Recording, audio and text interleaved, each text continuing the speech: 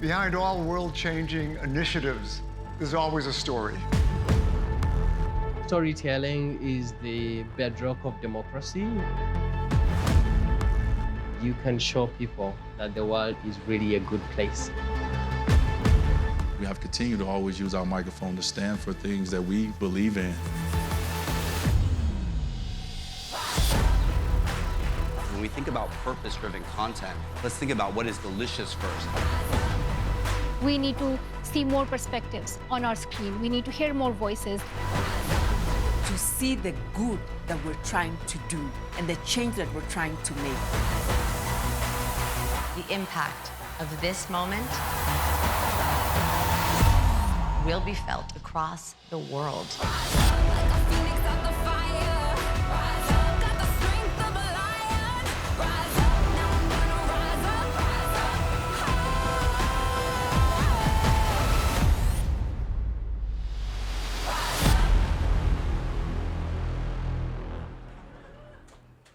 Hi, everyone. I'm very grateful for this microphone because it is day 2 of Sundance for me, and I've already started to lose my voice. Can y'all hear me okay? All right. I'm Kamala Avila-Salmon, the founder and CEO of Kas Kas Productions and the former head of inclusive content at Lionsgate. I'm so grateful to both Elevate and Gold House and the Sunrise Collective for having me here today. This conversation is so important. I am personally committed to inclusive, commercial, impactful storytelling, and all the folks that are going to be joining me up here really embody that. So let's bring them up, and as they walk up, I will start reading their bios. All right, I'd like to start by inviting Sonya Passi to the stage. She's the founder and CEO of FreeFrom, a national organization in the US working to end gender-based violence.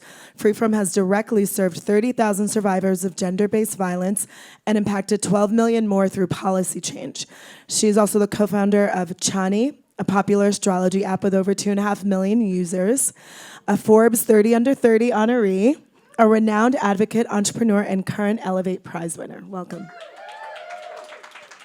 Our second panelist is Abaas Mpindi. He is the founder and CEO of Media Challenge Initiative, a Uganda-based nonprofit empowering the next generation of socially conscious journalists. Through its Media Academy and Accelerator programs, MCI provides hands-on training for journalism students.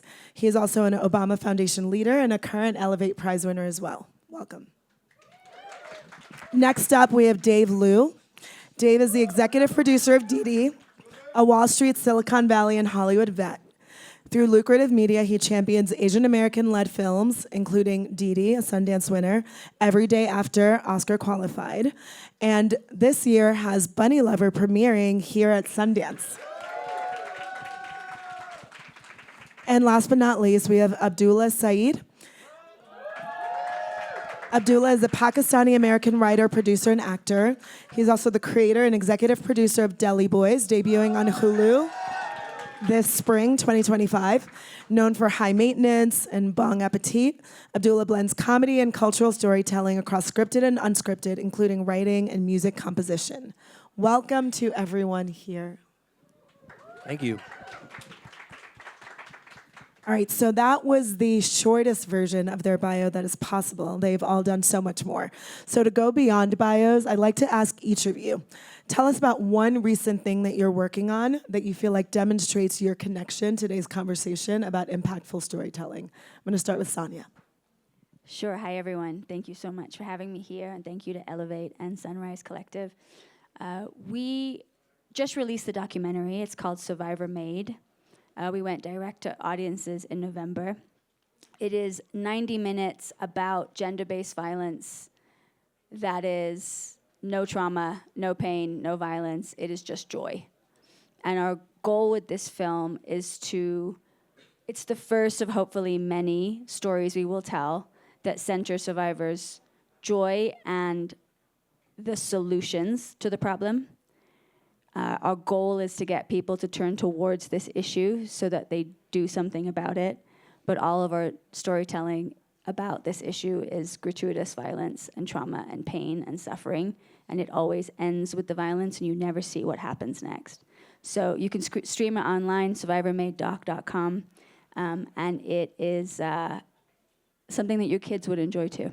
And you can't say that about many films about gender-based violence. Amazing. Thank you. Abaas? Hello. Hello. Hello. Yes, my name is Abaas Mpindi. I come from Uganda, to be specific, Kampala.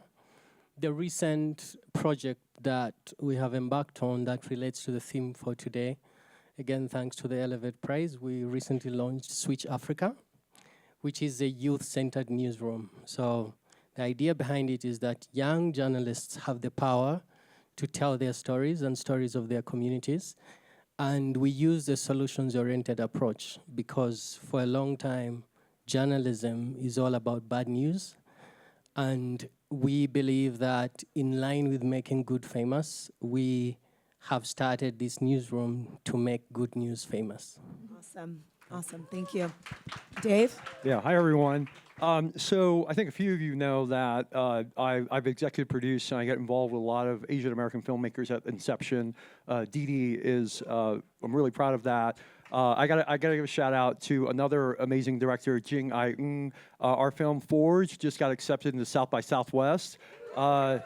You're all welcome to come. Jing is kind of my Sean for this year. But I work a lot at kind of inception, beginning stages of film. But the main reason I'm here today is that I'm really trying to fix distribution because I think that's fundamentally one of the biggest problems. So I decided to partner up with Robert Schwartzman, who's in The Princess Bride, and his brother is Jason Schwartzman, and I joined up with Utopia, and I'm helping them build their Asian American slate.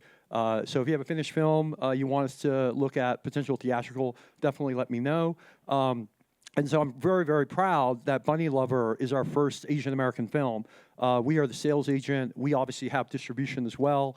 I'm really, really proud of Katarina Zhu. She's a triple threat actor, a writer, director. This is her debut. And so we are in the U.S. dramatic competition. I'm really hopeful that an Asian American film can win 2 in a row. And so I'm going to make a shameless plug. If you love the film, we're premiering tonight. Please vote for us. If you don't like the film, please vote for us. Thank you. Thank you, Dave. Abdullah? Yeah, thanks so much. I'm really honored to be here with these heavy hitters. It's really cool. Yeah, in terms of impact of our show, right? Really from the writing phase, I've always been looking for characters that will free South Asian Muslim actors from having to play stereotypical roles, having to demonstrate the model minority thing, and to allow those characters to be as flawed and as clumsy and as ridiculous as white characters or black characters, and we've seen progress, I think, in a lot of with a lot of different groups. Obviously everyone here has pushed things forward quite a bit. But, I focused that on South Asians and, on Muslims and see how crazy we can get. Because I do think, we live in a world where Muslims are a controversial minority in a lot of, Western countries. And so, we're saddled with a lot of, baggage in a way. And so I just want to get past that. I want to get away from that. And I want to have fun. I want my characters to have fun. We deserve to have fun and be silly and ridiculous. That's one of my takeaways. All right, so when I heard the mission of the Elevate Prize to make good famous, I just thought it was so sticky immediately. And then I started thinking, let's go deeper in terms, why does good need a PR strategy? I'm curious, Sonya, what do you think about that? Why is that an important mission? Someone said something recently that's really stuck with me, which is if you don't make the important interesting, then the interesting becomes important.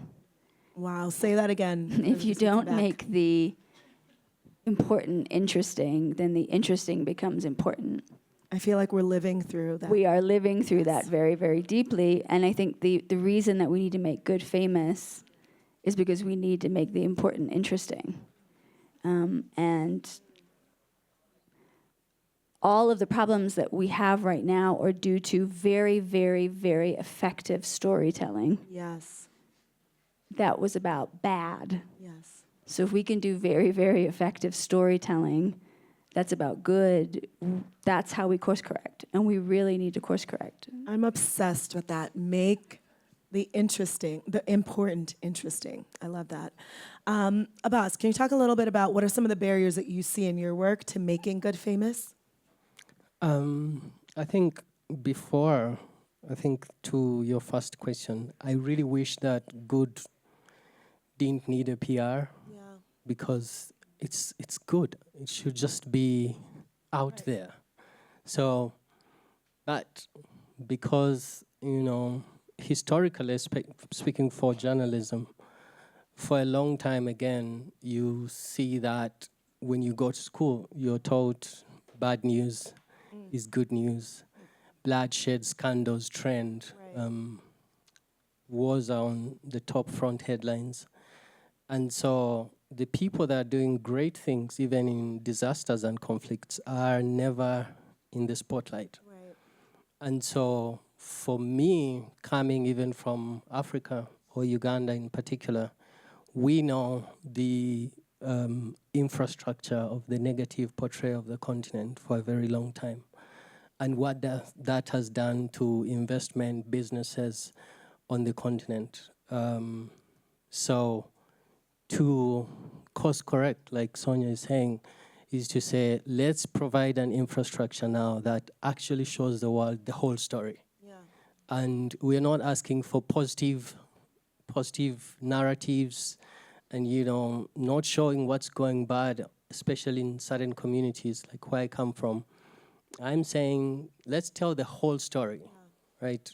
And that will give confidence to people who want to invest, to people who want to relate with those communities, to work together. Yeah. Otherwise now, we are working, doing catch-up to make sure that journalism is redefined to show that even good stories, even good news needs to be out there. Yeah. And if, these superstars here can ensure that these great heroes, social impact heroes in our communities are on the spotlight, you want to go on Netflix and watch, like right now there's Young, Rich and Famous and African.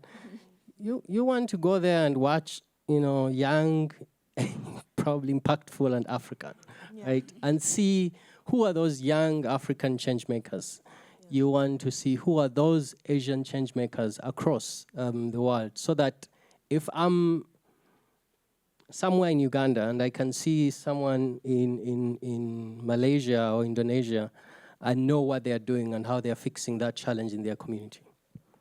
I love that. I mean, there's so many connections between what you just said and the work that both Dave and Abdullah are doing, and especially when it comes to, I think, a shared mission that you guys all have in terms of making impactful storytelling seen, making sure that it's not just made, but people actually watch it. And I feel like in Hollywood, there's always an assumed tension between impact and commerciality. Right? Either you want to tell an impactful story or you want to tell a commercial one. And I think Abdullah, especially in what you just talked about with Deli Boys, you're pushing back on that very actively. Can you talk a little bit about why you feel like that tension sort of is assumed to exist and how it's shown up even in what you've been trying to, create in Hollywood? Yeah, absolutely. I really think that with stuff that has a message, there is this sense that it's like your vegetables, and that you have to dress it up in some way in order for people to consume it. And that's why people won't watch movies about, historical tragedies and stuff like that. But at the same time, I think that if you just write your story from an authentic place, right, and don't try so hard to, be the journalist and inform the audience, truly try to entertain them in the way that, your heart tells you to, I think that the message just becomes infused in there, right? So it's like, I personally, have had identity issues with, am I American enough? Am I Muslim enough? Whatever, right?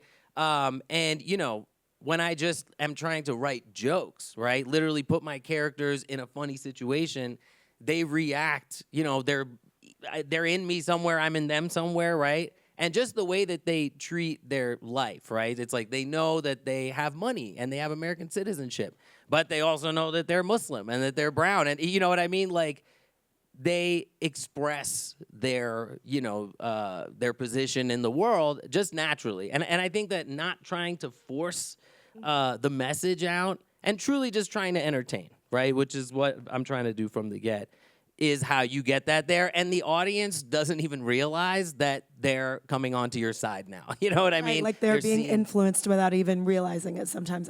I want to bring you in, Dave, because I know obviously you've done a lot of investing in this space and have really backed filmmakers that are pushing that representation forward. How do you think about the intersection between impact, representation, and like business? What does that look like to you? Yeah, I think they're all fundamentally intertwined. I think fundamentally we all are looking for meaning in life. But to echo your point, I think that the delivery mechanism is really important because it effectively helps define that piece of content. So not to disparage documentaries, I've made a bunch, right? When you think about a documentary as a medium for delivering a message, it immediately characterizes in your mind the type of content that you're delivering. And there's a whole swath of America and around the world that self-select out of that. They go, you know what, I'm not a doc guy, I'm not gonna watch that, right? If you write a long-form piece of content in the New York Times or The Economist, there's a lot of people that self-select out of that. So one of the things that I think I have the privilege of benefiting from is I'm a dabbler in lots of different things, but I see a lot of trends. And one of the things I constantly think about is what is where are the trends in terms of how people are consuming ideas, stories, and how do we embed the vitamins inside that? How do we jam the vegetables inside the jelly donut? Like, how do we do that? And two of the things that I constantly think about is my two boys, and I look at they're 12 and 15, and I look at how they consume media. I can't tell you how difficult it was for me to get them to come and watch DiDi in the theater. You know, and I'm like, guys, your dad made this film for you. Come on, guys. And they're like, oh, all right, fine. Is there a game version of it? Right? But I highlight that because I really think that the future, if you're looking at a Gen Alpha, which my two boys are at, I constantly encourage filmmakers to think about how do we gamify this content? How do we think about, and I know this is not a good thing, but how do we create small hits of dopamine, you know, in short bursts so that they will engage. And, you know, it's interesting, my two boys have learned a lot about politics, but through these games that help them be dictators and help them conquer the world, right? They're not going to watch documentaries about Putin, right? They're not going to watch documentaries about Donald Trump. But if you put it in a game, they realize, oh, this is what autocrats can do. I also look a lot at some of these interesting new delivery mechanisms like vertical media. Now, I know a lot of people look at that and go, that's trash, but like that's a really fast-growing medium for delivering messages. And for those of you who are not familiar with it, you know, there are these, you know, long storylines, you know, 90-minute storylines. So they're broken down into 91-minute episodes. And they don't follow the traditional 3-act structure. And every episode ends in a cliffhanger. And the stories are really stupid, honestly.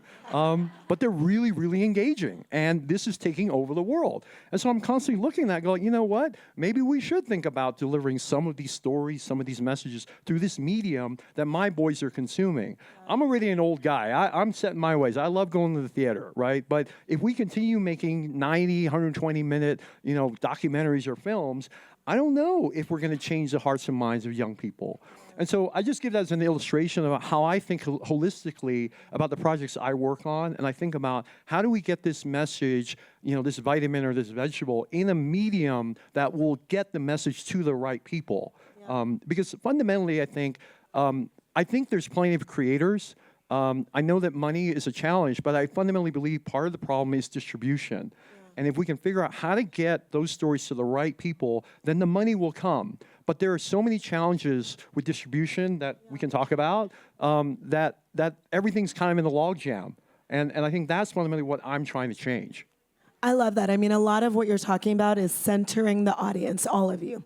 Thinking about who are you actually trying to reach and what is the best way to reach them with whatever it is that you're trying to share with them. I was also reflecting a little bit about the concept of fame, and some of us that were able to chat before talked about that. I feel like words like fame, power, influence immediately give some people like bad vibes. Right? There's this idea that like to pursue fame is bad. To pursue commerce is bad. That is for the villains of the world. But to the points we've made earlier, if good things are not famous, if good things are not influencing culture, then we're leaving it open to only be influenced in a negative direction. So I'm really curious. I'd love to bring you back in, Abaas, to talk about what does famous really mean to you? What is fame for? What is the purpose of fame in this kind of work? Thank you. I think that do I, as a social entrepreneur, wake up to say, I'm pursuing fame? And the answer is no, right? And I think that it should get to a level that the impact that I create in the world has the potential to build that, not just fame, but for people in my community in the world to know about the models that I've created, the concepts that I've written. And I think Joe was here talking about people know songwriters, but people don't know the writers of different projects that have saved millions of people. Yeah. And we don't even care about people who develop such concepts. But they have, spent time and knowledge to build such ideas that, change their communities and the world. So fame and power right now is sort of weaponized, because the moment you dress nice or you step out as an entrepreneur to look good, people are going to be like, you should be kind of boring. Abaas is never boring. And is dressed very nice. I think that really, the social impact work needs some swag and style on it, and that spaces and people who have power to accelerate that. This is the best time to look at stories of good across the world and give them a similar, DNA that you use in your storytelling and you're using, so that people can get to see that. And at the end of the day, fame should be something that comes as an icing on the top of the work that I'm doing, because I think that the reason why maybe people are frowning at fame and power is because of the people that are in those places. So right now in my country, you would say, why are there people who are actually very knowledgeable not joining politics, right? Or resourceful and they have ideas, why are they not joining politics? Because politics has been, defined as a space that you can only enter if you have money and a lot of it. And a young person with ideas would not break that space. So there are those barriers that, stop young people or even stop anyone from pursuing fame or power. But I don't think necessarily I wake up every day to say, today this is on my to-do list. I think that at the end of it all, here we may be preaching to the already converted, but each one of us has a responsibility to go out there and look for those people in your community that are doing great things that need to be showcased, because it's not even for now, it's for 100 years from now. People should read about me. People should read about the work that we've done. People should get to know about that from when we are. People should go to a museum and find Sonya there and her work. I love that. I mean, I want those that are taking notes to write down one of the things that you said, which is social impact needs a little swag. I like that. I also want to dive deeper into the power question. One of the things that I found is, and I feel like in my work, I've sat with so many different Hollywood execs, even chair people of studios, agents, managers, people that everyone would say, yes, they are powerful in the ecosystem. And not one of them has ever really described themselves as a power broker.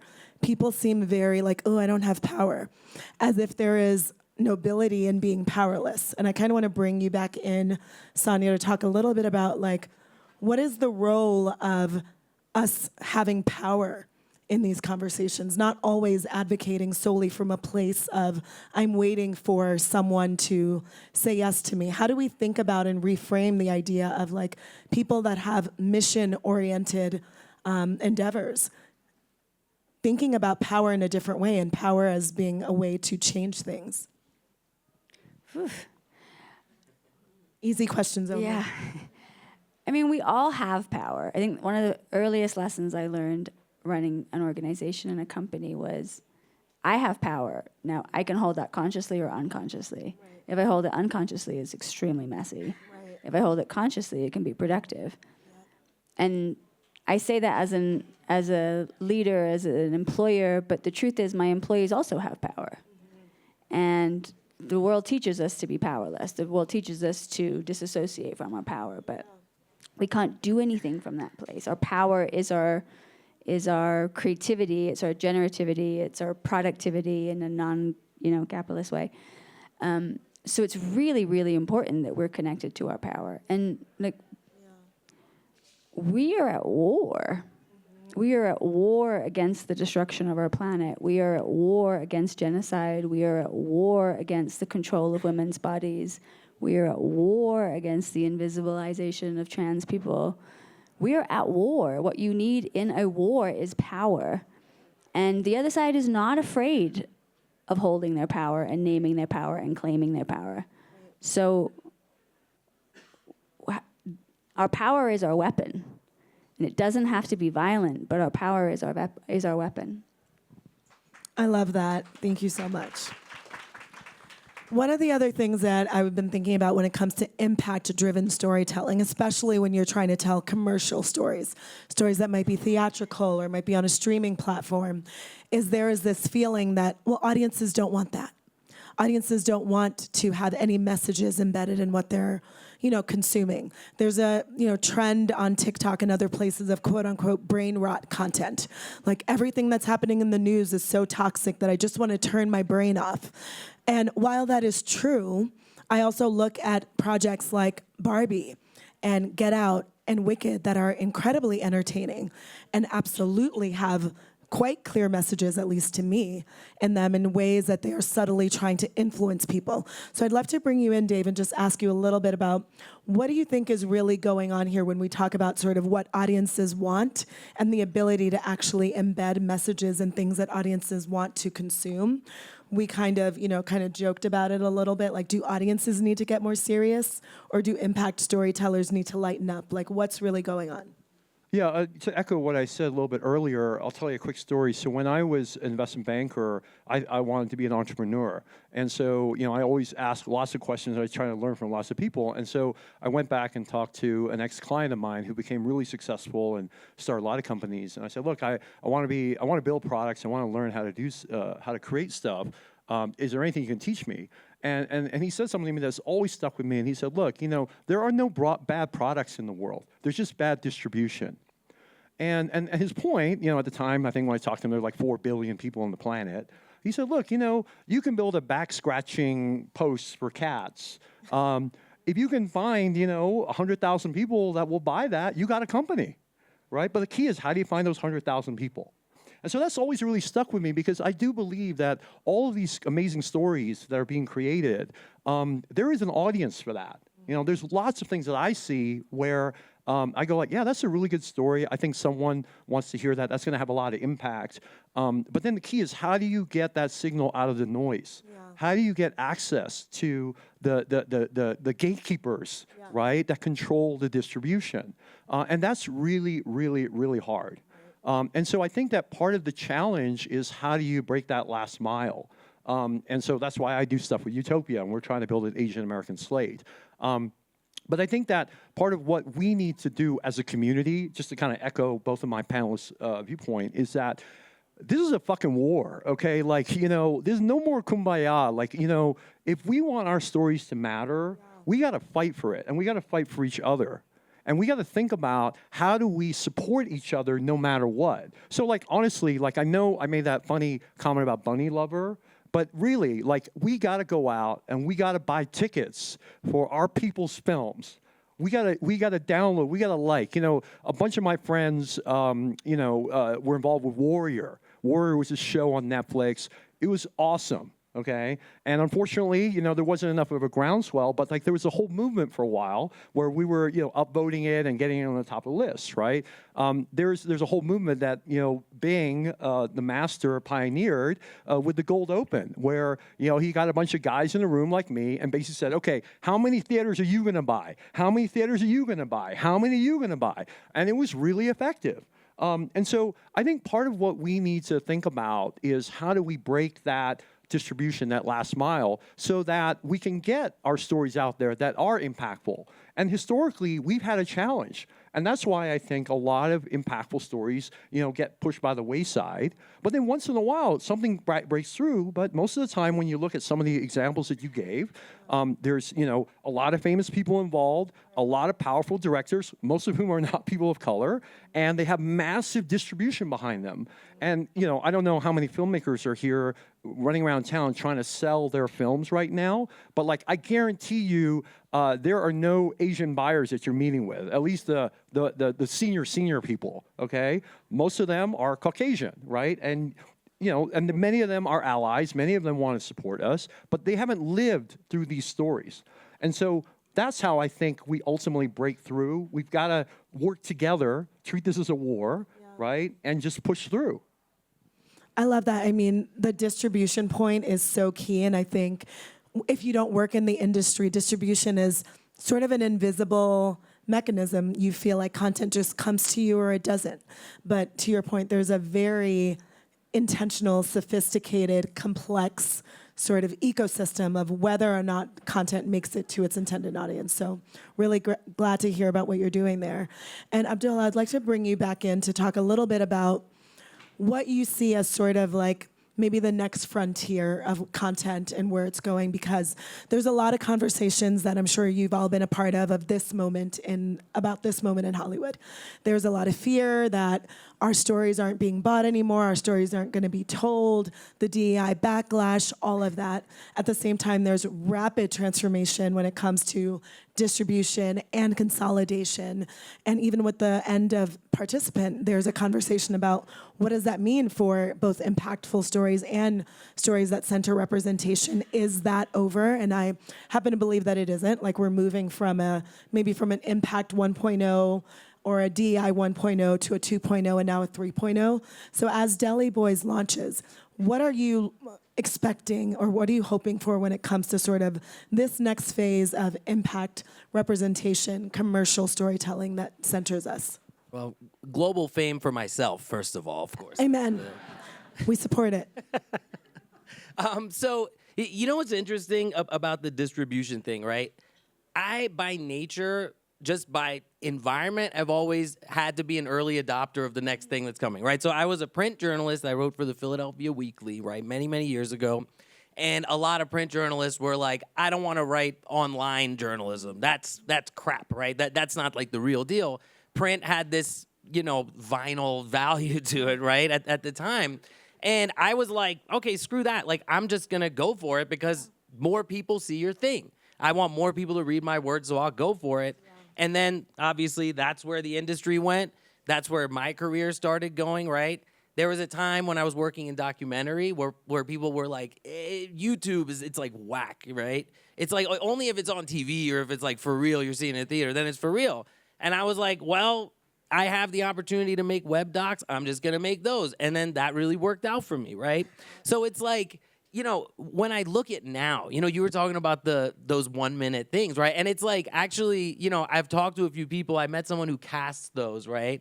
And that was the first time I heard about it. And I was so fascinated. And I know also she was like, it's crap. It's real garbage, right? And I was like, I want to make one of these women, right? Like, because like, I'm not a super visual person, right? So for me, as long as my story is getting there, right? And as we're seeing, there's millions and millions of people are watching this stuff. Yeah. As bad as it might be, right? In our you know, in our context where we're like, oh, well, there's these streaming shows, they're amazing. So I would encourage people of color, right, to really take ownership of those things because right now they're loose, right? And if we get in there and grab it and say like, okay, I'm going to speak to this one audience, but you end up catching another audience, there's also like, you know, you can sort of turn these around quick. I heard they shoot like 15 pages a day or something crazy, right? But like, you know, when I hear something like that, it reminds me of that time. It's like right now everyone's like, well, I want my show on streaming, right? And if you really want to like make money, you're going to try to make a network show, I guess, right? But if you're like trying to make that crafty TV show, you're going to say, I want it on streaming, and not realize, right, that just because right now Netflix and Disney Plus are the big, you know what I mean? Like places where you watch stuff, like that doesn't mean that in 5 years, like they're still going to dominate the entire thing, right? Like there's going to be these little cracks, these little spaces. You know, I worked at Vice for a long time. It was like a small place that like figured out how to enter these spaces, right? And empowered young storytellers to do that stuff. So, you know, like when it comes to us telling our own stories, I would say be as platform agnostic as you can. Adopt that new thing. You know, obviously AI is a big conversation, but, you know, after running a writer's room, I was like, there is a way, like, you know, say if our writing assistant could use AI to log every single joke and categorize them and then be able to pull those out. I mean, well, it's helping writers to do this thing. Like, I don't know if it's just my rose-colored lens on things. I'm an optimist, you know what I mean? But I don't think these things have to destroy our business. Yeah. I think they can empower the next generation if we, you know, really accept them in a way. Can I just add a couple more things to that? Because, you know, I think we got to give a lot of practical advice, and I think that's definitely one. To follow the eyeballs, right? Follow where people are watching.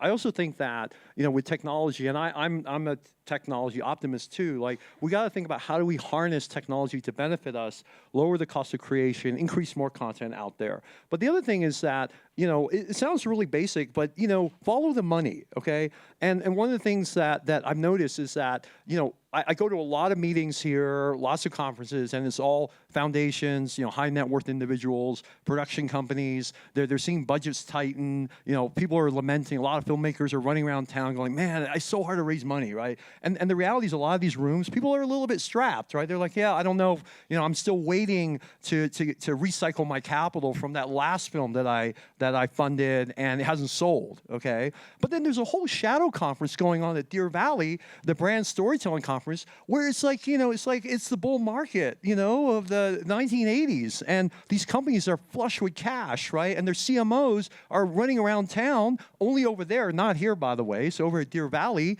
And they're basically saying, how do we get audience? Like, how do we get more, you know, Gen Z, you know, Southeast Asians, right? How do we get more Gen Alpha? I'm a millennial. I do appreciate right, that, yeah, though. Yeah. I was giving you a little plug there. That's the great thing about being Asian, right? And so I'm over there, and what's really interesting is there are a lot of filmmakers over there, but not the same filmmakers that are here. And then when I start talking to filmmakers that are close friends of mine here, like I get the stink eye when I talk about, hey, have you thought about going over there and talking to some of the brands? They're like, why would I do that, right? So the only stinkier eyes when we talk about AI, right? But the reality is, like, you got to go explore it, because one of the great things about when you go there, and I went there for that conference for the first time like 2 years ago, you know, I went in with the expectation that, okay, I'm just going to see a whole bunch of advertorials, right? This is going to be really lame, right? But, you know, the films are really good. And yes, there are some films. There was like this beautiful Cuban surfer film where there's a Corona in every single shot. And obviously it was funded by Corona. But it didn't distract, frankly, from the film. But there were a lot of other beautiful films where I never saw the brand. Like, literally, there was like special thanks, last page of the credits, right? And some brand put up like $2 million to fund the whole film. So all I'm saying is that, you know, not only follow the audience, but also think about following the money. You're right? really talking about just thinking outside the box generally. Right, and being innovative and disruptive, which is something that I think everyone here on this panel really excels at. So as we wrap, I just want to have each of you maybe say one short thing that the audience here can do to support your work. Maybe Sonya, how can we support you? Watch Survivor Made, and then tell one person you know to watch it. SurvivorMadeDoc.com. Beautiful. Abaas? I mean, you're saying follow the money, but can the money follow me? Amen. We've just started a newsroom, Switch Africa. And our hope is that we can scale it across the continent where young journalists from different countries and different communities can tell their stories. So if you're out there and you're interested in, seeing journalism at a whole new level through the young people's eyes, please, let's talk. Awesome. Dave, how can we support your work? Yeah, I work in service of my creators, so I already asked, but please vote for Bunny Lover. Love it. Yeah, Deli Boys comes out March 6th. The whole season drops at once. Binge it, and then binge it again. And then binge it again. And tell a friend. Awesome. Thank you all so much for such an amazing conversation.